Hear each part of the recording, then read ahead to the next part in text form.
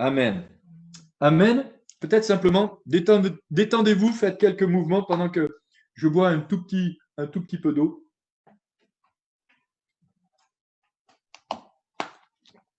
J'aimerais ce soir aller dans la continuité de ce que j'ai partagé la dernière fois. C'était dimanche. J'ai partagé un texte dans la parole de Dieu. Alors, je vais essayer de le retrouver sur ma tablette. Voilà, ça y est.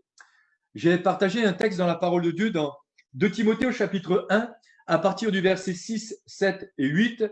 Je ne vais pas re-rentrer ou redire certains points que j'ai partagés. Vous pourrez bien écouter le culte que nous avons eu dimanche dernier.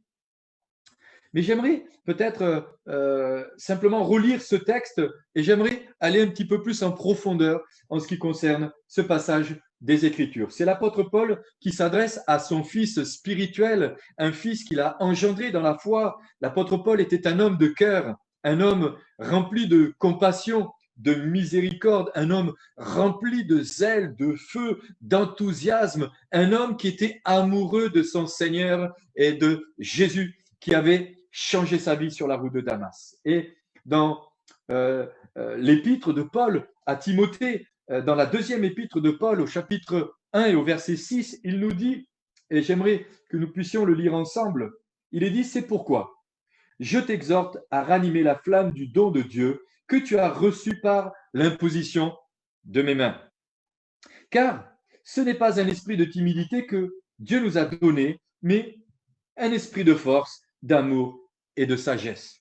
Je redis, car ce n'est pas un esprit de timidité que Dieu nous a donné, mais un esprit de force, d'amour et de sagesse. Et voilà ce qu'il dira juste après. Je sais que je répète un petit peu ce que j'ai déjà dit la dernière fois, mais c'est pour insister un petit peu, pour enfoncer un tout petit peu plus le clou. Il dira, n'aie donc point honte du témoignage à rendre à notre Seigneur Jésus-Christ, ni de moi, son prisonnier, pour lui, mais souffre avec moi pour l'évangile par la puissance de Dieu. Le verset 9, il dira, c'est lui qui nous a sauvés et nous a adressé un saint appel, non à cause de nos œuvres, mais à cause de son propre dessein et de la grâce qui nous a été donnée en Jésus-Christ avant les temps éternels. Il y a effectivement dans ce passage des Écritures beaucoup de choses à dire. Je le redis simplement, l'apôtre Paul était un homme enflammé, un homme amoureux de Dieu, un homme amoureux de Jésus-Christ. Il était un homme enthousiasme. C'était aussi un homme qui connaissait la loi. Un homme, c'était un érudit, un docteur de la loi. C'était un apôtre, un envoyé de Dieu. Un homme qui a vécu une expérience un jour alors qu'il était sur la route de Damas, une expérience qui a changé littéralement sa vie. Et je disais, et je le redis encore aujourd'hui, que dans la première partie du texte, nous voyons que l'apôtre Paul parle à la première personne du singulier. Je t'exhorte. Je. On retrouve dans la deuxième partie de ce passage la deuxième personne du pluriel où il s'adresse à Paul, à Timothée, pardon, en disant nous. Il dira je t'exhorte à ranimer et il dira ensuite nous n'avons pas reçu un esprit de timidité, mais un esprit de force, d'amour et de sagesse. Et j'aimerais aller un tout petit peu plus loin dans cette direction-là, même si tout à l'heure nous aborderons un petit peu la situation par rapport à la timidité. Quand l'apôtre Paul dira à Timothée, nous n'avons pas reçu, il s'adresse à Timothée et il lui rappelle que nous qui sommes croyants, vous et moi, vous qui m'écoutez, vous qui avez rencontré Jésus, vous qui avez accepté Jésus-Christ comme étant votre Seigneur et votre Sauveur, vous qui avez reçu, vous qui êtes nés de nouveau, vous qui avez vécu quelque chose de spécial, de particulier, eh bien vous et moi, nous n'avons pas reçu un esprit de timidité, mais nous avons reçu un esprit de force. Alors, je me suis préparé un petit peu, comment ça s'appelle ça déjà?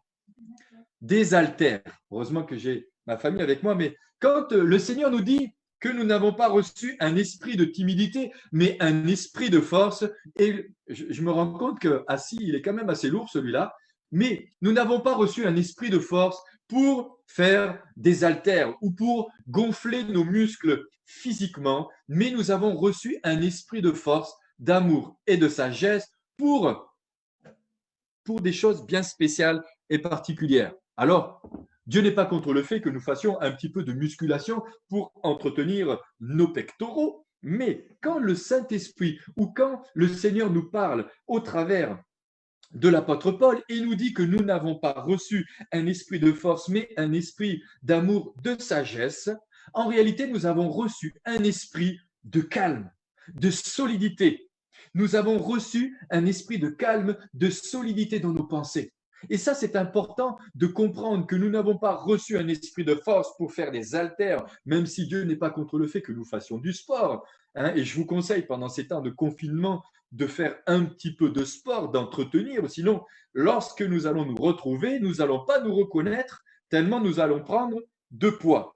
Mais nous avons reçu un esprit de force, c'est-à-dire un esprit de calme, de solidité, un esprit de calme, de solidité dans nos pensées, un esprit de calme, de solidité dans notre être intérieur.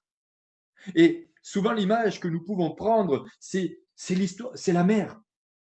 Lorsque la mer est agitée et vous voyez des vagues immenses de plus de 20 mètres de hauteur, sachez que, eh bien, au plus profond, tout en bas, là où est le sol, là où est le sable, la mer n'est pas du tout agitée. La mer est calme. La mer est paisible. L'agitation est en surface. Le calme est au plus profond. Et ce soir, j'aimerais qu'on puisse se rappeler et vous exhorter que nous avons reçu un esprit de force, de calme, de solidité dans nos pensées. Nous n'avons pas reçu un esprit de peur. En grec, dans ce texte, c'est délia. C'est et j'ai envie de rajouter qu'un mouvement religieux qui amène la peur n'est pas un mouvement de Dieu. Dieu n'amène pas la peur, n'amène pas l'angoisse, n'amène pas la crainte, n'amène pas le trouble. Il amène le calme, la paix, la sécurité, la confiance en lui. Même si, comme le dit le psaume 46, même si la terre entière est bouleversée, nous qui sommes ses enfants, nous qui lui appartenons, eh bien, il nous accorde au plus profond de nous-mêmes le calme, la paix. Je me souviens d'une expérience que j'ai vécue lorsque j'étais récemment encore en Centrafrique et plus exactement au nord, enfin plutôt vers l'est, à Bambari. Je me souviens la nuit où ça tirait, on entendait les coups de feu de tous les côtés. Et au plus profond de moi-même, j'étais dans cette paix, cette confiance, cette assurance, cette paix. Cette paix qui surpasse toute intelligence. Ce n'est pas une peur que Dieu nous donne. Un mouvement religieux qui amène la peur, eh bien, j'aimerais vous dire simplement que Dieu n'est pas dedans. Dieu n'est pas dans un esprit de peur quotidien. Mais il nous a donné un esprit de force. Car le fleuve de Dieu rend fort, rend courageux.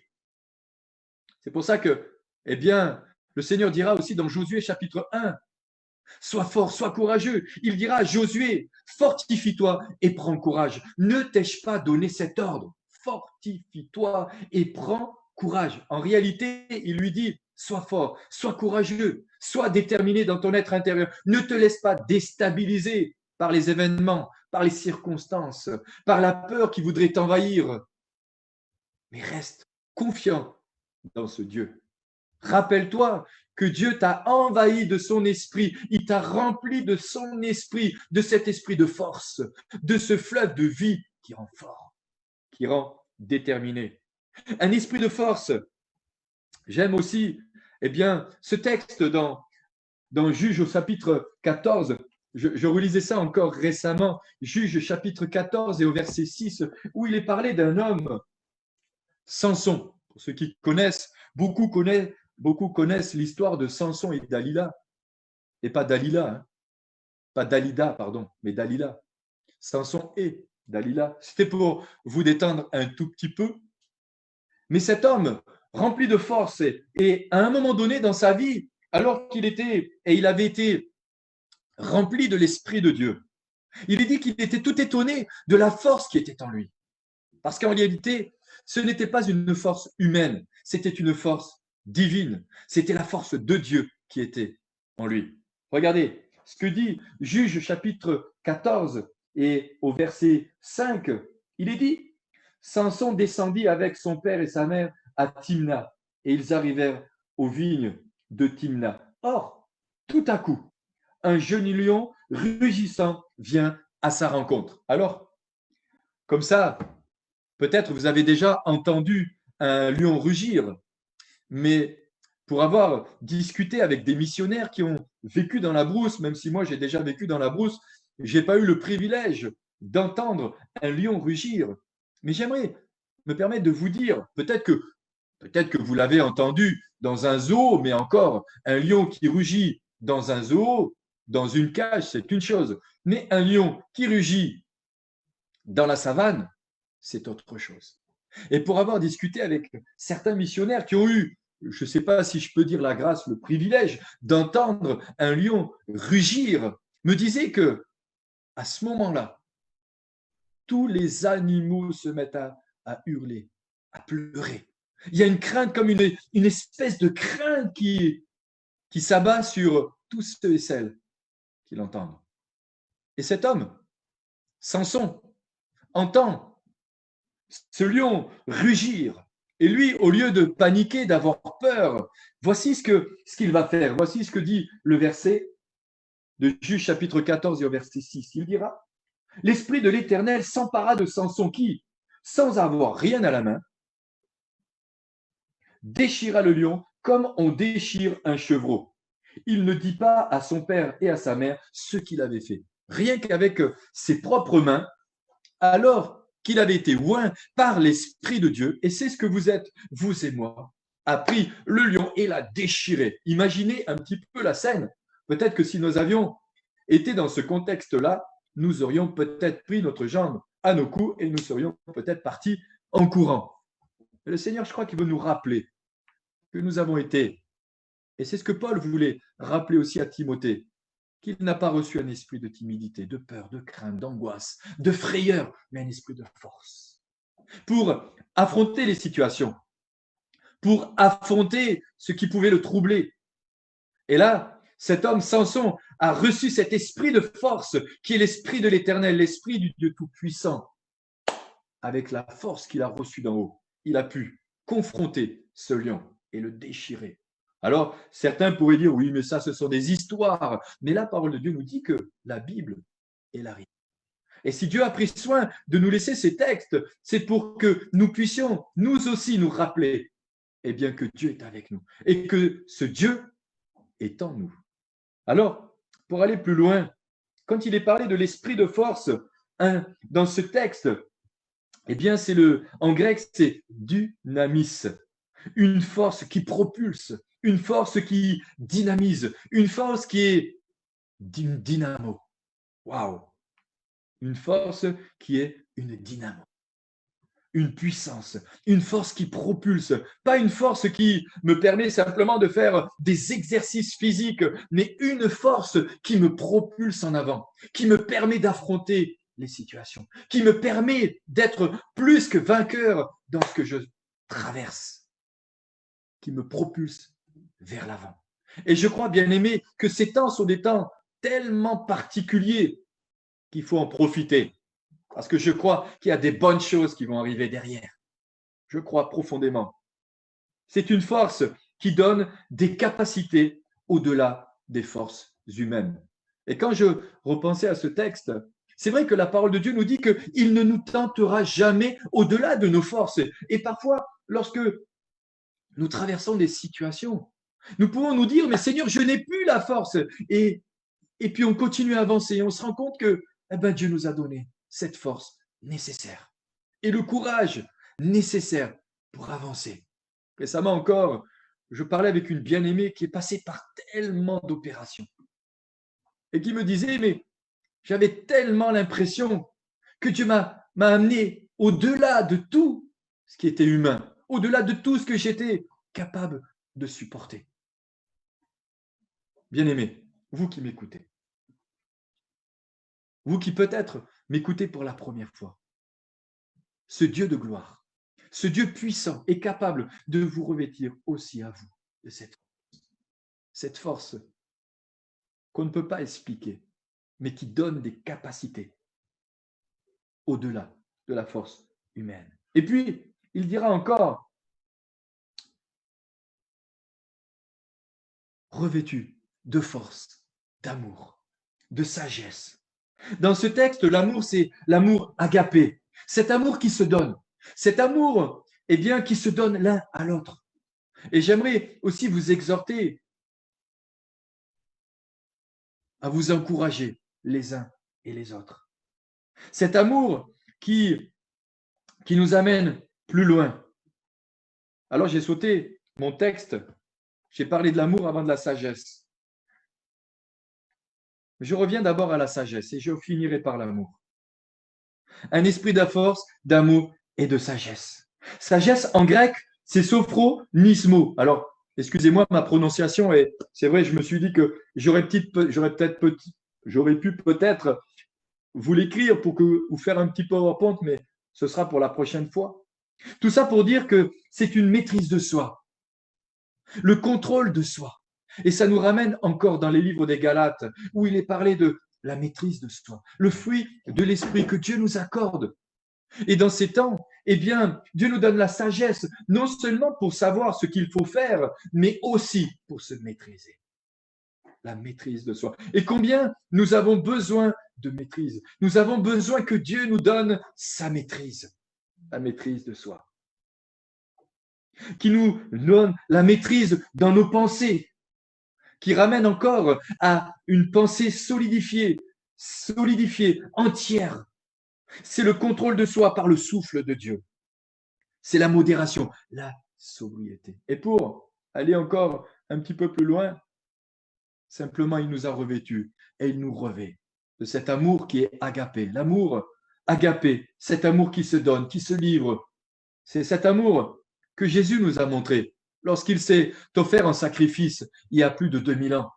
Cet amour qui est non pas centré sur soi, mais qui est centré sur les autres. Et pendant les temps de confinement, j'aimerais vous dire que nous pouvons nous centrer sur les autres. Nous pouvons appeler ceux que nous n'avons pas l'habitude d'appeler. Nous pouvons encourager ceux que nous n'avons pas l'habitude d'encourager. Nous pouvons faire toutes sortes de choses. Nous pouvons même être utiles. Vous savez, je réfléchissais à ce temps, à ce que nous sommes en train de vivre. Et ce sont des temps de pandémie. C'est quelque chose que, eh bien, qui est inédit, qui est spécial, particulier.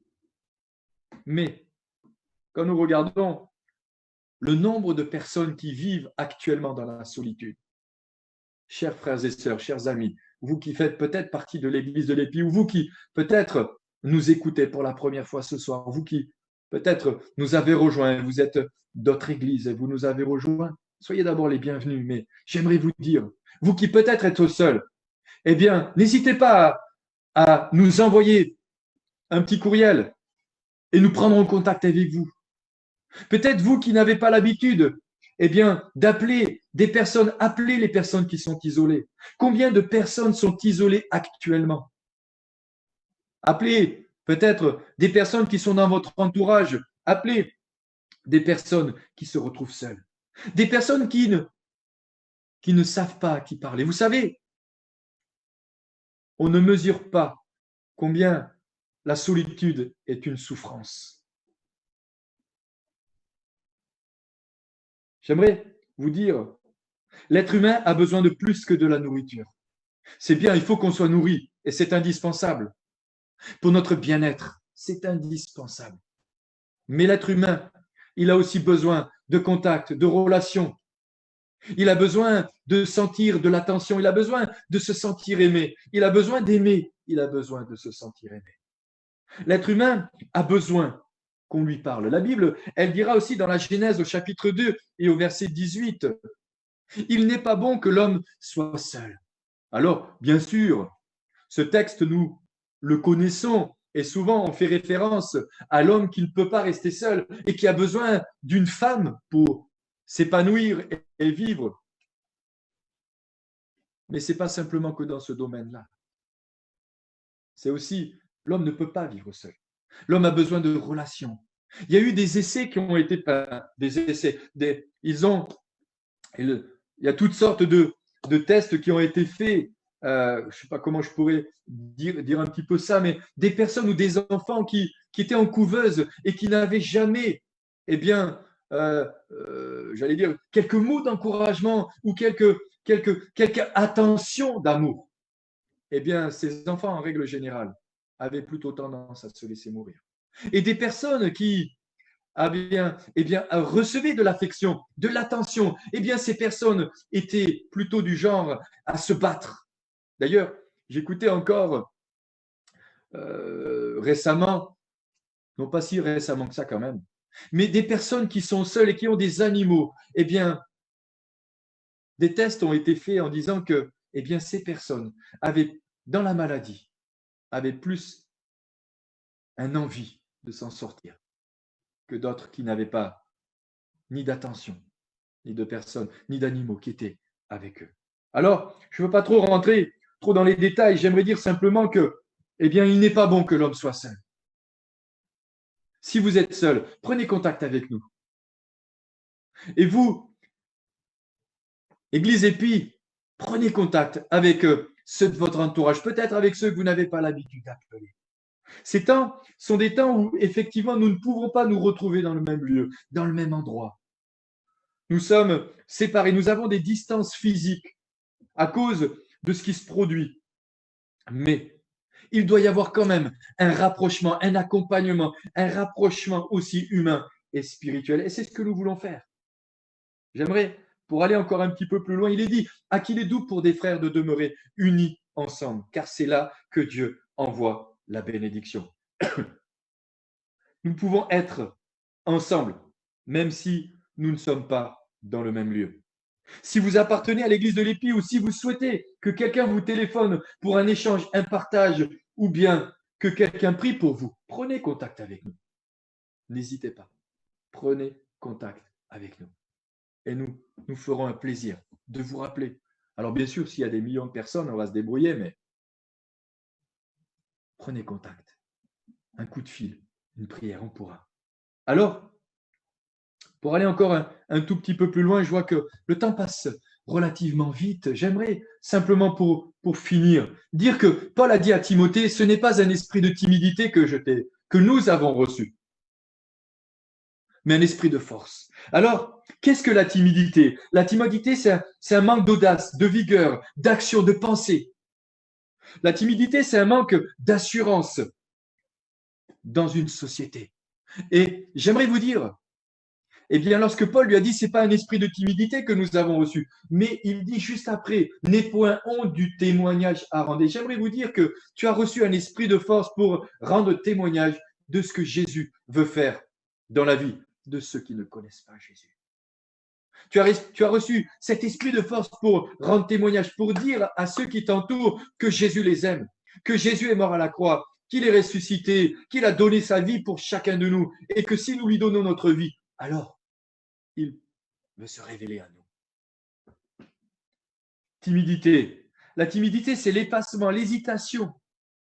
C'est avoir de la modestie, parfois même un petit peu trop, de pudeur. Dans certains cas, c'est être épouvanté face à la situation. C'est être humble. Il y a la bonne humilité et la mauvaise humilité. Avoir un sentiment de honte, de peur, c'est avoir de l'appréhension. Et Paul lui dit, n'aie pas de l'appréhension, mais annonce ma parole.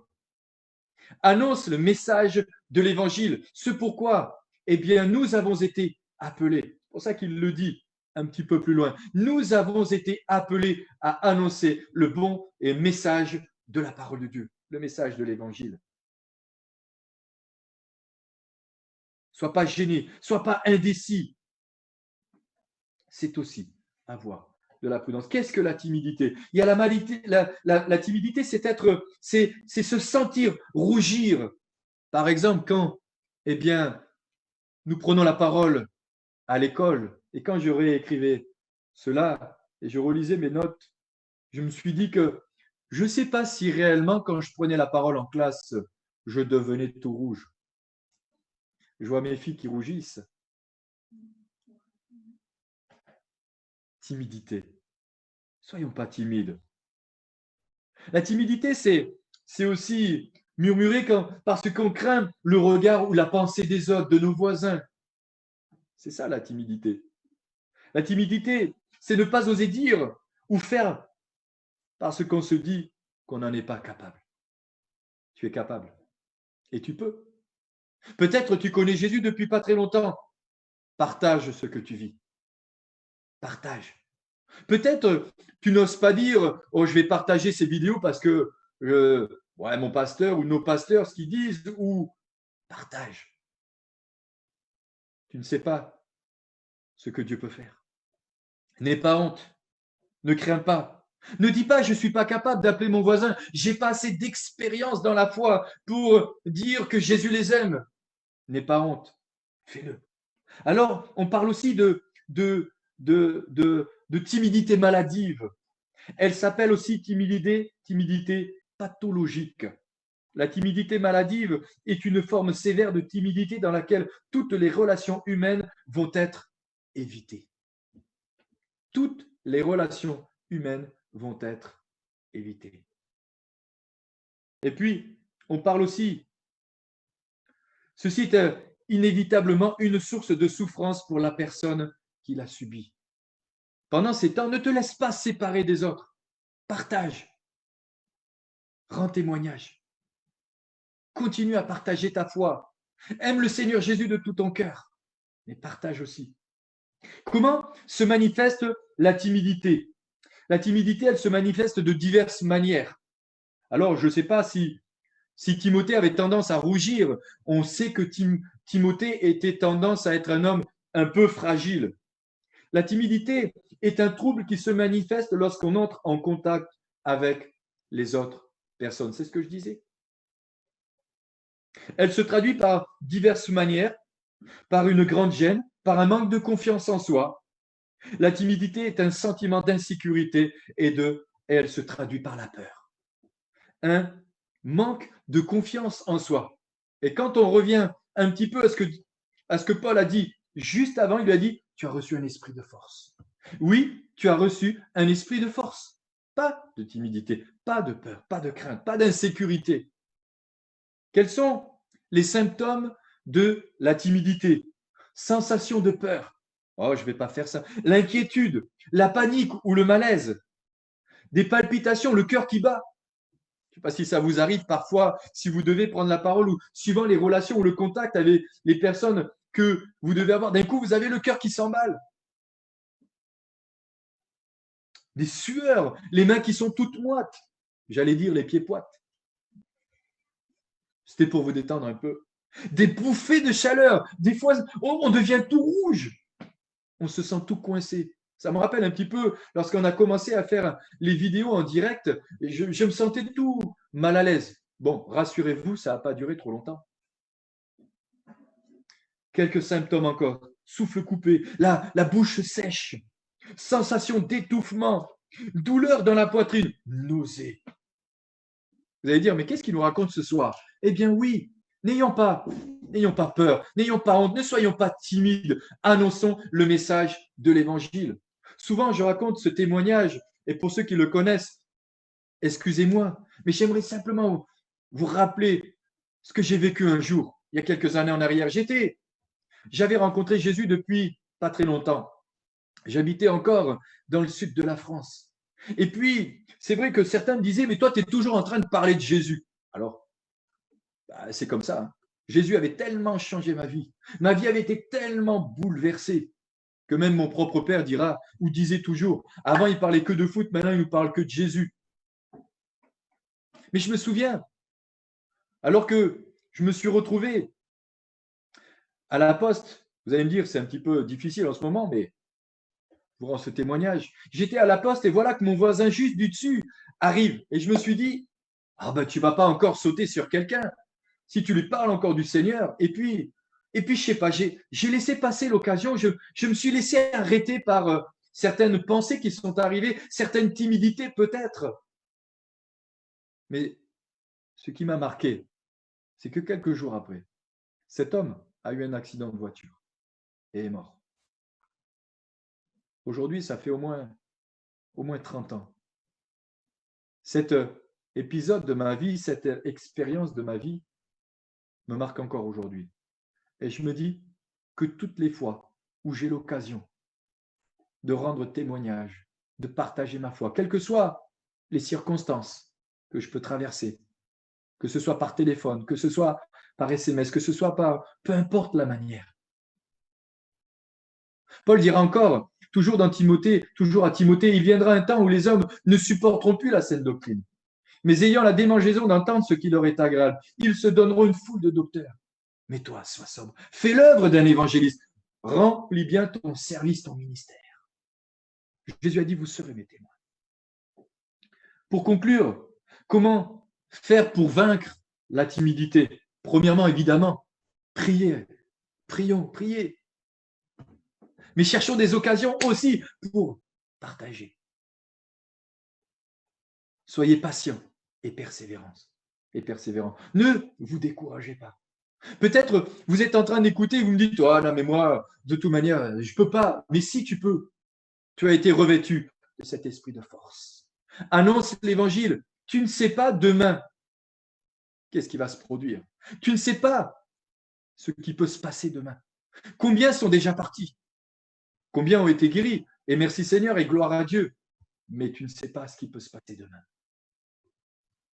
Premièrement, soyez persévérants. Pour vaincre sa timidité, il ne faut pas brûler les étapes.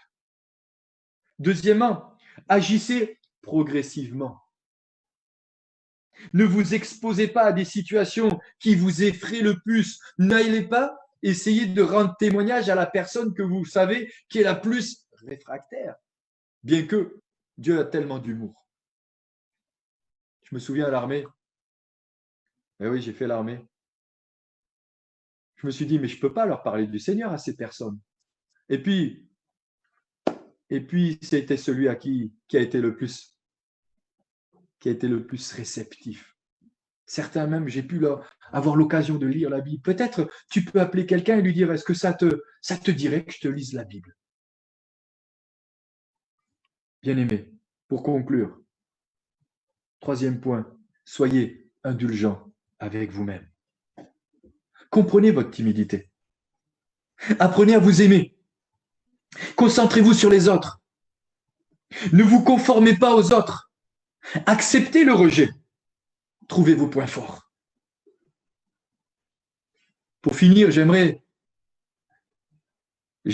prendre une citation d'Henri Salvador. Alors, c'est vrai que les jeunes, peut-être, ils vont dire, mais c'est qui Henri Salvador? Mais peut-être juste avant. Simplement, j'aimerais vous partager, si peut-être je m'étais écouté, j'aurais peut-être jamais fait des directs. Si peut-être j'avais écouté, peut-être même certains propos que j'aurais pu entendre, je l'aurais peut-être jamais fait.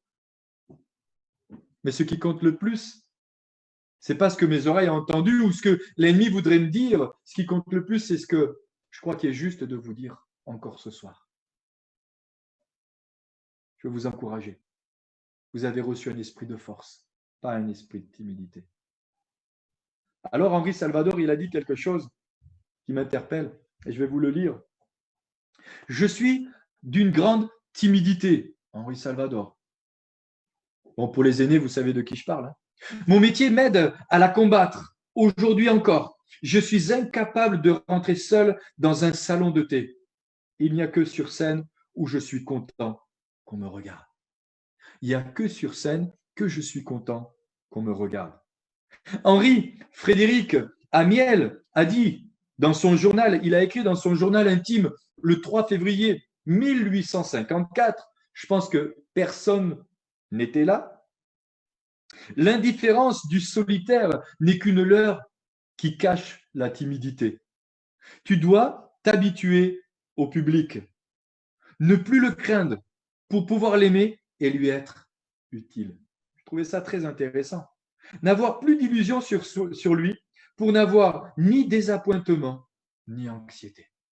Est-ce que vous me permettez, bon, même si vous ne me le permettez pas, je vais le redire, Mais Henri-Frédéric Amiel a dit dans son journal intime le 3 février 1854 « L'indifférence du solitaire n'est qu'un leurre qui cache la timidité. Tu dois t'habituer au public, ne plus le craindre pour pouvoir l'aimer et lui être utile, n'avoir plus d'illusions sur lui pour n'avoir ni désappointement ni anxiété. » Et puis, je finirai par un tout petit peu d'humour.